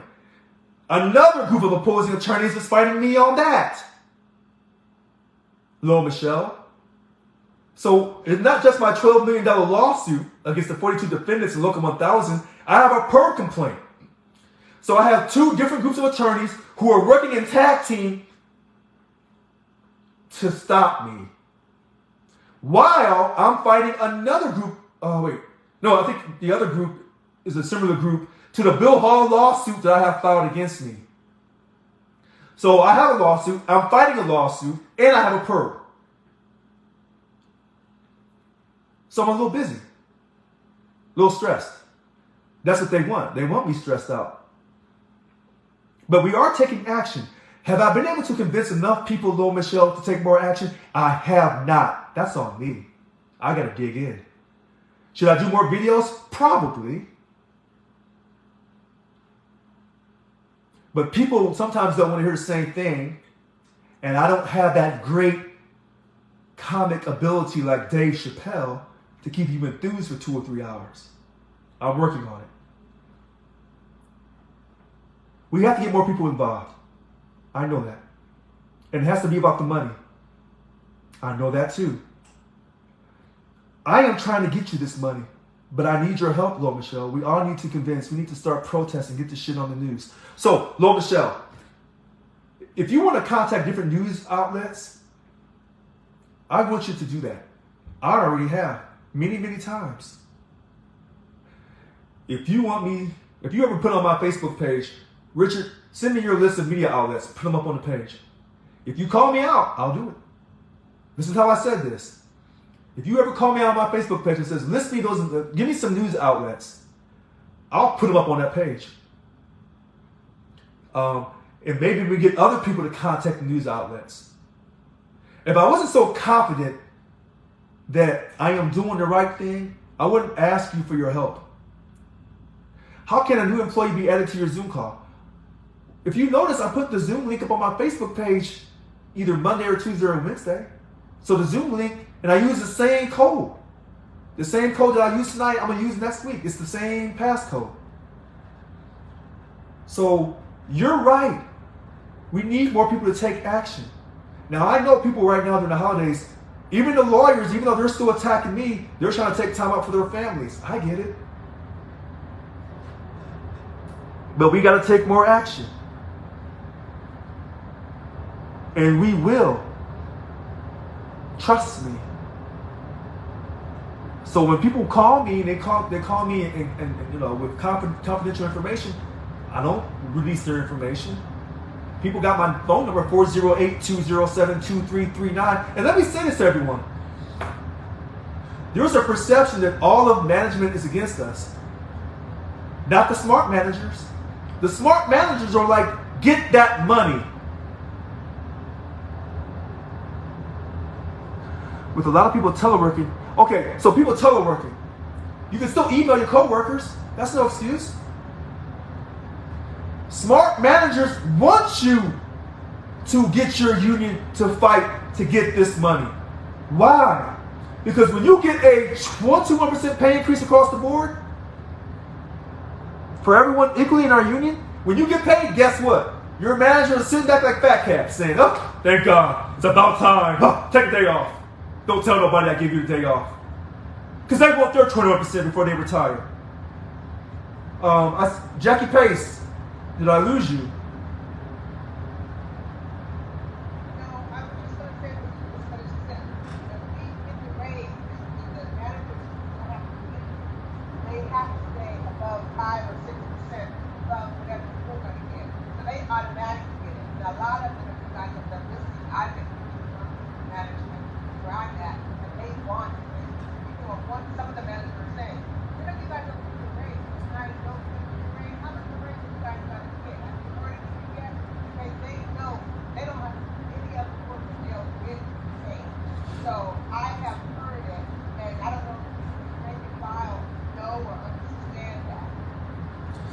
So, maybe I haven't said this enough. I feel like I say stuff, the same stuff every video. People say, no, you don't. You don't say some of that stuff. I have said this repeatedly. When we get paid, your bosses get paid. Your bosses may, quote, be giving you a hard time. But when your money goes up, trust me, they'll be smiling for a period of time. They want you to, quote, fight and get a substantial pay increase. They can't tell you that to your face. They can't tell you that behind your back. I'm not going to tell you how many calls I've gotten. Let me stop there. Trust me. Just trust me. The managers want you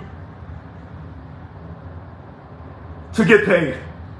They want their cut. They're Americans. You know what? You don't have to be an American. You can be anybody. You want money. Money, money, money, money, money. That's why people immigrate to this country. Money. Period. That's how someone told me when I was talking about race in my campaign. They said, yeah, you talk about race, but we want to know about that money, Richard. I said, well, that's easy. I won't steal your money. That's a start, Richard. That's a good start. What else? And we're going on strike and we're shutting down the fourth largest economy on earth if we don't get our money. Because we will bargain in good faith. We will reach a legal impasse. Because the status quo behavior of the state of California is to never release their financial statements, to lie and tell you they're bankrupt, and to tell you anything and everything but the truth.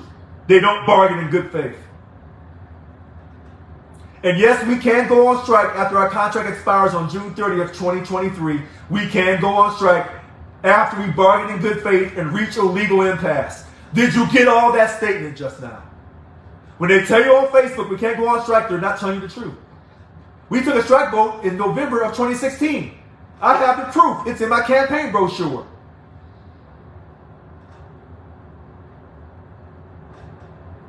This is, quote, the speakeasy behavior that is trying to protect the status quo.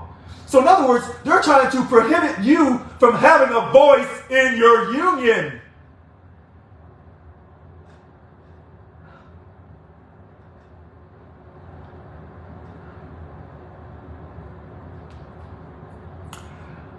Okay, maybe next week I'll crack jokes.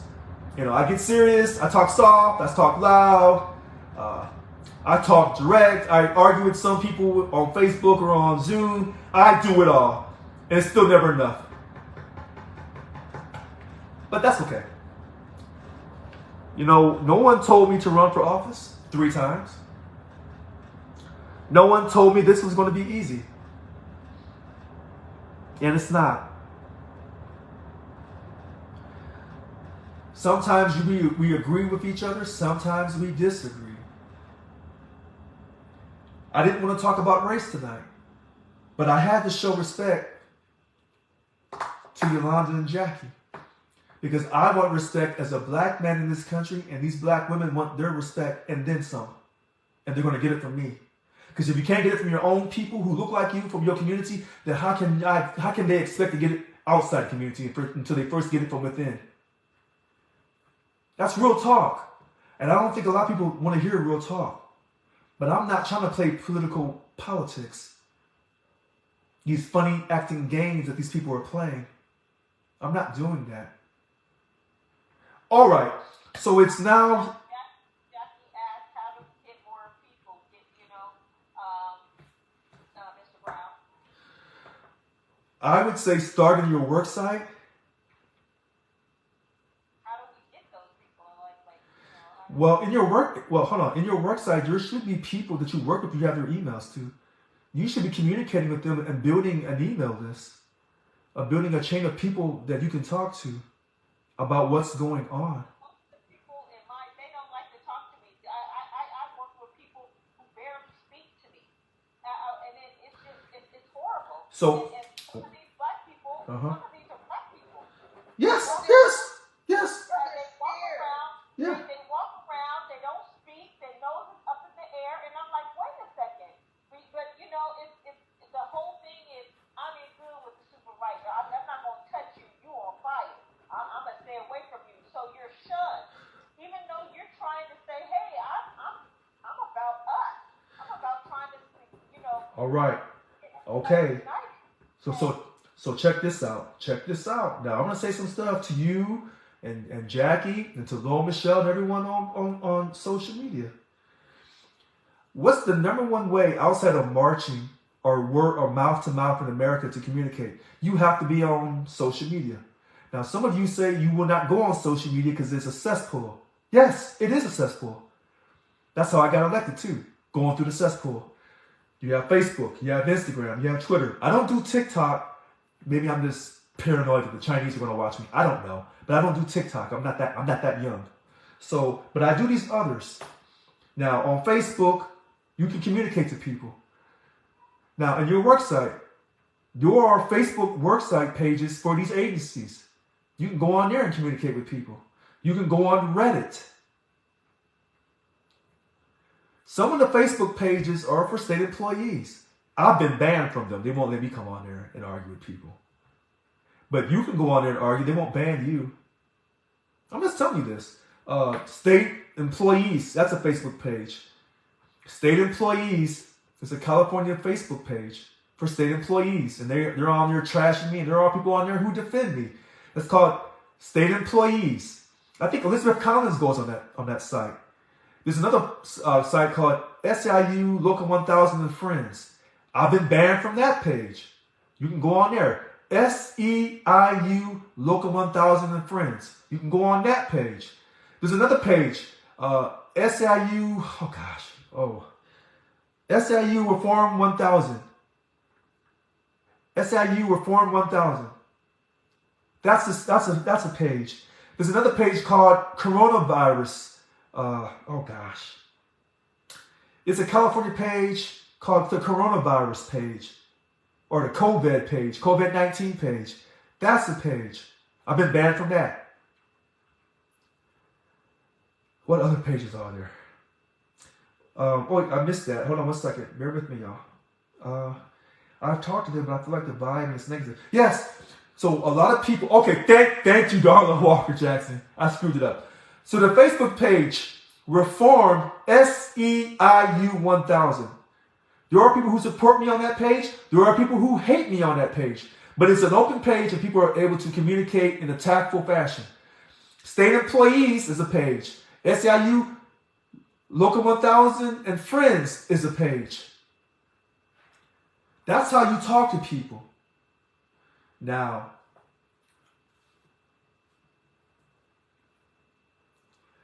you can go on these state agencies' Facebook pages and talk to people. You're not by yourself, Yolanda and Jackie. You're really not. Now, getting people to have the courage to talk to you when they don't want no one to know that they're supporting the union, it's a tough conversation. It is. Until you talk about that money. Everyone knows that I am not lying about the 21% pay increase. Everyone knows that. No one even questions me on that. You ever notice that? They say, oh, he's crazy. We'll never get that. But then when we had nearly $100 billion in surplus, all of a sudden, I wasn't so crazy. Now they're saying we're bankrupt. They think we're stupid. And here's what they're betting on. The smart people in Local 1000 are not members. They won't waste their time because they feel the leadership is inadequate. I'm college educated. Bachelor's degree. You're not better than I am. I serve this country. You're not better than me. I'm financially disciplined. I have a good credit score. You're not better than me. Can you outright me? Sometimes. So? You're not better than me. I'm just as good as you are. But a lot of people in our union will not pay dues to this union because they think it's not worth their time. It's not worth their headache. They think the things we do are silly and stupid because they haven't been given the motivation to believe, to have hope. That's why people come on these shows, because they want to have hope. They haven't given up on themselves. And people don't like when we talk about us not being able to get the money, or we talk about the race, or all the internal politics of the union. But listen, this is reality TV, except this is the real deal. This ain't scripted for television. And that's what this is. So, all right, so we're going to shut this down. Been a fun night.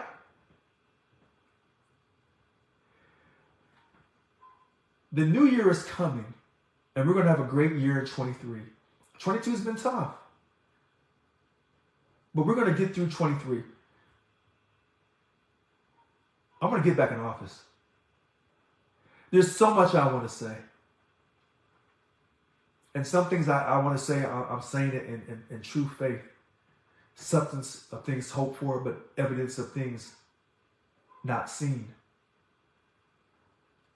There's a lot of scriptures in the Bible, but that one there, substance. What is a substance? Of things hoped for, but evidence of things not seen. That goes against human logic. That goes against the numbers. You can't logically understand that. You have to be in the Spirit. Because it was the Spirit that spoke this earth into existence, not the numbers.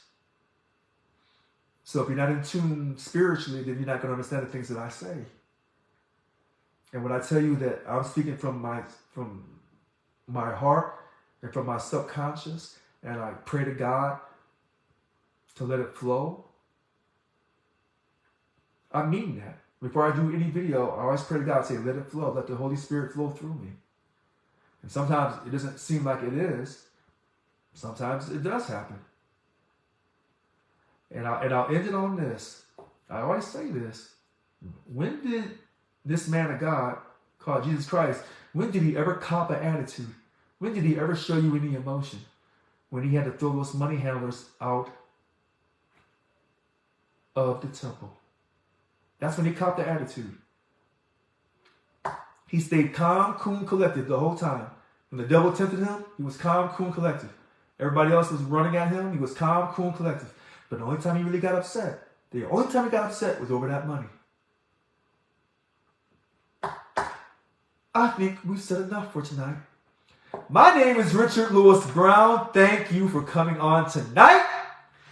Today is December 28th, 2022. It is now almost 8 o'clock p.m.